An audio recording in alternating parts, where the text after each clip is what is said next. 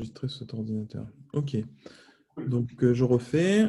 Je crée un dossier sur GitHub. Je l'initialise avec un README, un git ignore et puis une licence. On va dire GNU, par exemple. Plaf. Je crée ce repo. OK. Donc ça, c'est sur GitHub. Maintenant, je veux rapatrier ça sur mon ordinateur et puis créer le site web. Donc pour faire ça, je vais créer un projet, New Project, en version contrôle avec du Git. Pour ça, il me faut l'adresse du répertoire que je viens de créer sur GitHub. Je retourne sur GitHub parce que j'ai oublié de l'enregistrer évidemment. Et j'enregistre cette adresse ici, là. Voilà. Et je vais la rentrer dans RStudio. Et là, il reconnaît tout de suite qu'il faut créer un répertoire qui s'appelle mon site web, qui va créer donc sur mon ordinateur, dans le répertoire Dropbox, OG, GitHub. Ça, c'est un truc que j'ai créé moi, enfin que j'ai défini moi-même, quoi. Je l'ouvre dans une nouvelle session et je crée ce projet. Voilà. OK. Donc, je peux fermer. Voilà. Donc là, je peux regarder dans mon répertoire en GitHub, là, qu'est-ce qui s'est passé? Il a créé un nouveau répertoire, mon site web, avec ce que j'ai initialisé, c'est-à-dire le README et puis la licence. Et voilà, très bien. Donc ça, il a rapatrié ce qu'il y avait sur GitHub sur mon ordinateur. Très bien. Alors maintenant, pourquoi ça? Ça, j'en ai plus besoin. OK. Alors maintenant, j'ai besoin du package Blockdown qui me permet de créer des sites web. Donc je le charge, le package, et je vais regarder un peu les fonctions qu'il y a dedans. Et les fonctions qu'il y a dedans, celle qui m'intéresse le plus, donc il y en a tout un tas, hein. Celle qui va m'intéresser, c'est celle qui permet de créer un nouveau site. Voilà, donc elle s'appelle New Site. Et si je vais dans l'aide, je rajoute juste un point d'interrogation pour avoir l'aide de cette fonction-là. Donc dans l'aide, on va voir qu'il y a cette fonction qui vient avec tout un tas de paramètres par défaut. Donc vous n'avez pas besoin de bidouiller, hein, sauf celui-ci, là, Theme, qui vous donne les modèles de page web. Donc par défaut, il y en a un. Alors pourquoi pas, on peut essayer celui-là, mais vous pouvez regarder tout en bas, là, dans l'aide, dans le fichier d'aide de cette fonction, la NewSite, il y a themesgohugo.io qui vous donne tous les modèles disponibles via Hugo, là, ce logiciel qui permet de faire des sites web. Donc par exemple, si j'ai envie de faire, je ne sais pas, moi j'utilise, lequel j'utilise? Académique par exemple. Donc académique, vous allez dans le download ici, là, et puis vous récupérez celui que vous voulez charger, c'est celui-ci, là. Donc il suffit de remplacer dans l'aide, là, dans la fonction, pardon, il suffit de remplacer UI Hugo Lithium par le nom de la créatrice ou du créateur de la page web et le nom du modèle dans l'appel à la fonction NewSite. Donc par exemple, ici, moi, je vais prendre le truc par défaut pour vous montrer un peu comment il est. Donc voilà. Je tape sur Entrée et il me crée un site web tout seul avec l'arborescence par défaut qui va bien. Donc ici, vous voyez, c'est un autre modèle, c'est pas le même que celui qu'on a utilisé tout à l'heure. Il y a une page à propos, une page GitHub et une page Twitter. Et puis par défaut, sur la page principale, il y a tous les... C'est des articles de blog, quoi, en gros. OK, on peut jeter un coup d'œil dans la page, dans le répertoire GitHub. Et si vous voyez, hop, il a rajouté plein de choses. Il a rajouté un répertoire content, un répertoire public, un répertoire statique. Alors, le répertoire public, vous n'y touchez pas. C'est surtout statique et content dans lequel vous allez aller explorer. Et puis, surtout, ce fichier .toml là, qui donne la configuration de votre site web. Alors, on va l'ouvrir directement dans RStudio. Si je vais l'ouvrir dans RStudio, je clique sur config.tml et il est là. Et c'est ça qu'il faut modifier parce que c'est ce qui est donné par défaut, mais évidemment, vous allez vouloir le personnaliser. Par exemple, ici, vous pouvez mettre votre... Alors, comment ça se goupille? Bon, là, ça donne le titre de du site web. Alors, attendez, si je clique ici, ça va me l'ouvrir dans une page Internet. Vous voyez? Très bien. Et vous voyez qu'ici, sur le bandeau, il y a écrit Hugo Website. Bon, ça correspond exactement à ce qui est écrit ici. Si, si je le change en super website, normalement, il va mettre à jour. Voilà, il a mis à jour le nom du site web. Vous voyez, il y a écrit mon super website. Très bien. Qu'est-ce que je peux changer? Bon, le thème, je ne veux pas le changer, c'est le thème que j'ai rentré par défaut. On pourrait le changer a posteriori, mais c'est un peu plus compliqué. Et donc, les 3 pages principales qu'il y a sur ce site web, c'est une page à propos, une page GitHub et une page Twitter. Donc, vous pouvez changer ces liens-là, hein. Ici, par défaut, ça va renvoyer sur la page de RStudio et du package Blockdown. Et puis, ça va renvoyer par défaut sur le Twitter de RStudio. Très bien. Je peux changer la description du site web. Et ici, qu'est-ce que c'est? Je ne sais pas, ça, il ne faut pas y toucher. Les trucs que vous connaissez, que vous ne savez pas vraiment, si vous ne savez pas que ça correspond, vous ne voulez pas y toucher. Et après, il y a le logo. Donc, le logo, c'est ce petit ici, là, c'est ça, je pense. Donc, bah, vous pouvez le changer par n'importe quel fichier PNG. Il suffit juste que ça s'appelle logo.png, d'accord? OK. Alors, maintenant, si on va explorer dans les répertoires, là, c'est le fichier config. Maintenant, si je vais dans Content, hop. Donc ça, c'est tous les articles de mon post, de mon blog, pardon. C'est ce qui apparaît par défaut dans ce modèle-là, là. Bah, je peux aller modifier celui-là. Par exemple, je peux dire, je peux effacer tout ça. Alors, par contre, il faut juste que je vous montre. Voilà, ça c'est l'article en question. Maintenant, si je le modifie, hop.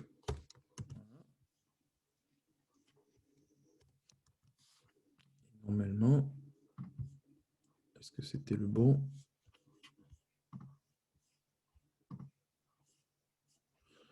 On va voir. Est-ce qu'il l'a modifié? Oui, voilà, il n'y a plus rien dans cet article parce que j'ai tout effacé. Voilà. Je peux créer un nouvel article en faisant simplement, alors je ne sais plus, je me souviens plus du nom de la fonction, c'est new post, voilà. Il faut juste lui donner un titre. IF1. Et il va me rajouter un nouvel article, IF1, et je peux les modifier en rajoutant du texte. Je ne sais rien, moi.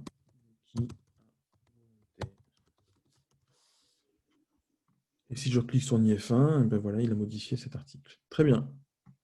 Donc tout ça, c'est des modifications que j'ai fait sur mon ordinateur. Maintenant, je veux l'envoyer sur GitHub. Et pour faire ça, toujours pareil, je stage les fichiers qui m'intéressent, que je veux envoyer sur GitHub. Et puis, voilà. Alors, le projet, je ne vais pas le versionner, je m'en fiche.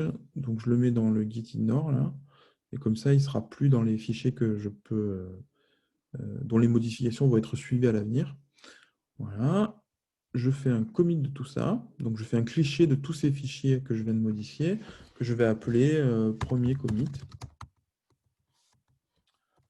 Je rajoute un petit emoji, c'est la fête, et je commit. Donc ça, il a fait une photo de tous les fichiers que j'ai modifiés au moment où j'ai cliqué sur commit sur mon ordinateur. Maintenant, je vais les envoyer sur GitHub. Je push pour ça. Voilà. Voilà. Juste, je fais une dernière petite manip. C'est peut-être ça qui n'a pas marché tout à l'heure. Non, c'est bon, ok. Très bien. Alors maintenant, je vais sur Netlify. J'ai envie ce site web, j'ai envie de l'envoyer. Ce site web là, j'ai envie de l'envoyer sur Internet, j'ai envie d'en faire un truc public. Donc pour ça, je vais les déployer, je vais l'héberger sur Netlify, qui est un service gratuit, qui est pas mal parce qu'il permet d'être connecté à GitHub. Donc je vais me connecter, login. Bon, j'ai déjà un compte, donc en fait, il va reconnaître mon GitHub tout seul. Je clique sur GitHub et il va me demander quel est le répertoire que je veux connecter.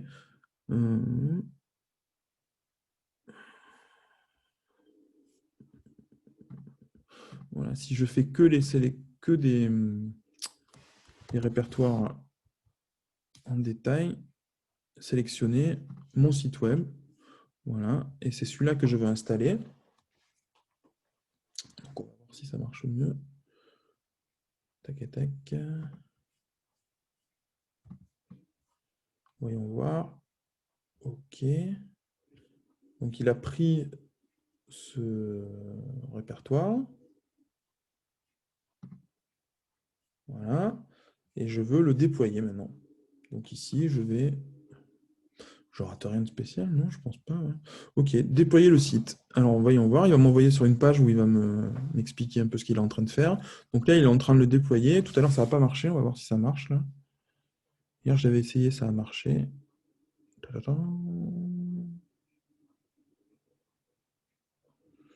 Donc là, il est en train de récupérer les fichiers qu'il y a sur GitHub et il en fait un site web. Ah, your site is deployed. Donc ça a l'air d'avoir marché. Alors il me demande si je veux créer un nom de domaine. Bon, moi, j'en ai pas acheté, donc c'est pas la peine. Donc là, par défaut, le nom de domaine, c'est ça, là. C'est Zen Tesla 41. Bon, ça ne me va pas du tout. Normalement, je pense, voilà, je peux éditer le nom de mon site web. Je vais l'appeler mon site web et je le sauve. Ah, mon site web mon site web qui va bien. Je le sauve. Très bien. Donc maintenant, mon site web il s'appelle mon site web qui va bien.netlify.app. Et si je clique dessus, normalement, voilà. Vous pouvez cliquer vous-même, hein, vous pouvez le faire. Si, je vais mettre le lien dans GitHub, pardon, dans Zoom.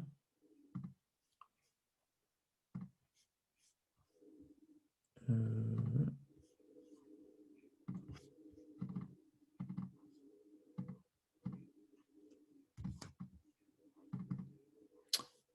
Comment on fait pour discuter? Clac, clac, clac, clac, clac, clac. Converser, voilà. Vous pouvez cliquer sur ça, sur le lien que je viens de vous envoyer, et vous allez voir que normalement, il y a un site web qui existe qu'on vient de créer en fait. C'est bon? Voilà, c'est tout bête. Alors après, le seul conseil que je peux vous donner, moi, c'est d'essayer. Hein, avec Blockdown, là, New Site, vous prenez le modèle qui vous intéresse et après, vous bidouillez d'abord le fichier de configuration, la config.toml. Et après, l'avantage, c'est que vous commencez avec un modèle tout fait. Vous avez juste à modifier quelques détails. Et puis après, vous avez une structure qui est déjà toute faite, quoi, une arborescence qui est déjà toute prête. Et après, le conseil que tout le monde donne là en ce moment, c'est d'utiliser Netlify, quoi. On peut déployer, moi je le déploie sur GitHub, mais c'est un peu plus chiant à faire. Sur Netlify, vous avez vu, ça prend 2-3 clics, quoi. Il suffit qu'il trouve votre GitHub et après il se débrouille tout seul, quoi. C'est bon?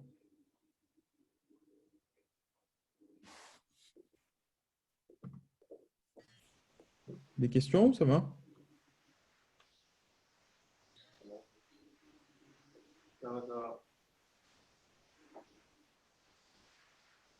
Ok. Mais le faire deux fois, ça rentre dans la tête, c'est bien. Comme ça, on a fait une vidéo, c'est pas mal.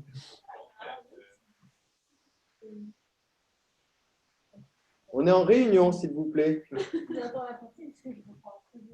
Olivier, pour les modèles, là, donc on peut explorer, là j'ai compris là, les différents modèles donc, sur lesquels tu as un aspect visuel de la première page et ensuite, si tu vas rentrer dedans, tu vois vraiment l'architecture. Et la question, c'est de savoir à quel point c'est facile à modifier à la fois l'architecture et à la fois le rendu visuel. Le rendu visuel, j'ai compris là, en changeant par exemple les PNG, mais très vite, les modèles m'ont l'air assez complexes. Est-ce que Ouais. c'est facile à prendre en main en fait Euh, ce Non, mon système-là? conseil, c'est de commencer avec des trucs très dépouillés, quoi. Tu vois, par exemple, celui-là, là, tu peux regarder une démo, par exemple, tu vois. Hop. Donc lui, il a juste blog, about, et puis, alors, Conrad, je sais pas ce que c'est. Homepage. Non, mais voilà. il y a des démos souvent dans chaque site web. Moi, si vous commencez vraiment de zéro, mon conseil pour un petit site web, de vraiment être sûr de ce que vous voulez en faire. Si c'est juste pour avoir un CV et puis quelques articles dessus pour avoir une- un moyen de l'envoyer à des gens pour le mettre sur le CV ou s'il y a des gens qui vous le demandent, prenez un truc minimum, quoi, minimal, pardon. Ouais. Il y en a, voilà, ça suffit d'avoir un truc où tu as simplement voilà, la démo là. Tu vois, tes écrits, c'est des blogs, des tags, je sais pas. Ah oui, et puis le about, voilà, des trucs où tu as deux, trois pages, faciles à mettre à jour, et voilà quoi. Ok. Sinon, oui, c'est sûr que dans les modèles, il y en a qui deviennent. Il y en a, c'est des trucs de. Il faut aller modifier beaucoup plus de choses. Par exemple, celui-là, là. Qu'est-ce que c'est ça? Ça va me donner faim. Ouais, voilà, il y a plein de photos là. Ça, je sais pas, hein, il faut explorer, je sais pas comment ça se modifie tout ça, moi. Ouais, ok. Je sais pas, il doit y avoir dans un répertoire avec toutes les photos et puis il va chercher les photos, donc il faut modifier les photos. Enfin, ça, après, c'est des trucs, voilà, ça s'explore, hein. Si vous avez un peu de temps, vous pouvez bidouiller, faire des essais-erreurs.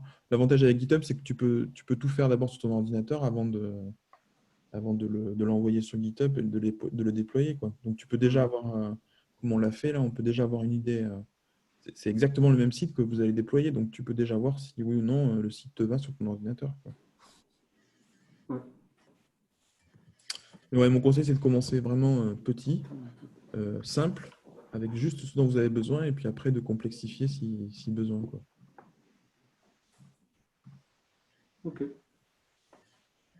Voilà. D'autres questions?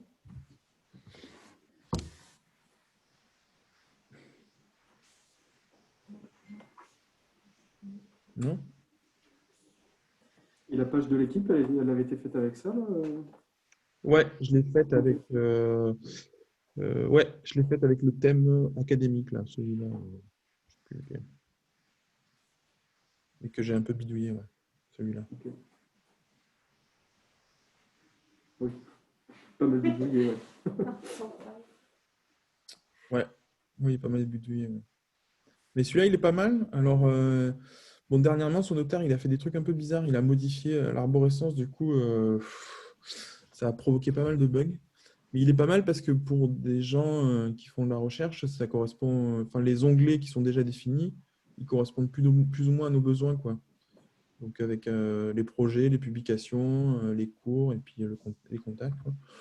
Mais bon, l'autre, voilà. Il est beaucoup utilisé. Vous avez peut-être vu des sites comme ça. Voilà, avec cette tête. Hmm. Ça donne un peu les compétences, votre parcours et puis les descriptions. Et puis après, vous allez dans la publication et puis vous voyez un peu les choses. Euh, voilà. L'avantage, c'est que tout ça, c'est déjà prédéfini. Vous n'avez plus qu'à rentrer une photo pour un article et puis la description de l'article, quoi. Et puis les tags ici. Et après, la mise en page, elle est déjà toute faite pour vous, quoi. Celui-là, il est pas mal.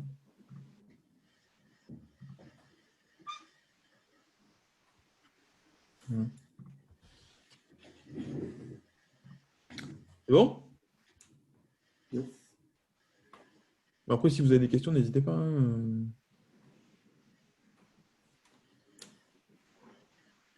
Cool.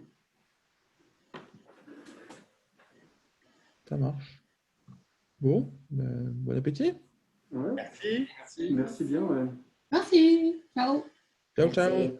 Ciao, bonne app. On va manger.